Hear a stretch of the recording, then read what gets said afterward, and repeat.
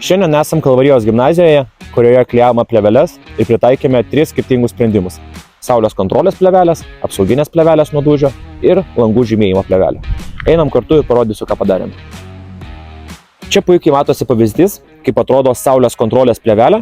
Čia matome klijuotą langą ir neklijuotą. Buvo pasirinkta 50% pilko atspalvio plėvelė, kad išlaikyti neutralumą ir turėti maksimaliai efektyvų saulės kontrolės efektą. Klasėje buvo pasirinktas sprendimas klijavimas iš vidaus, dėl to, kad lauke temperatūra yra gana žema ir jau klijuoti plėvelės nebegalime.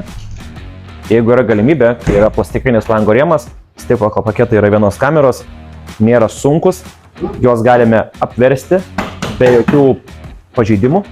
Tuomet mes renkamės klijavimą iš vidaus, paliekame plėvelę padžiūti, tinkamą laikotarpį ir vėliau ją apsukame į lauko pusę. Tai priėjome prie kito stiklo paviršiaus, kuriame taikysime apsauginės plėvelės bei jo žymėjimo sprendimą.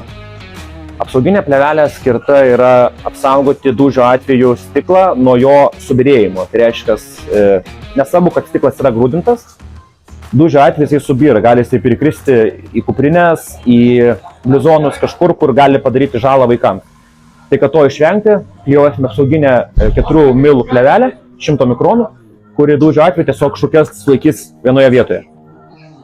Antras dalykas, kuris bus daromas, tai bus daromos žymėjimo juostos, kurios palengvins stiklo matymą, nes kaip ir dabar matome, stiklo pertvara jinai praktiškai yra nematoma, o žymėjimo juosta leis matyti ją lengviau ir išvengti to nelaimingo atsitikimo.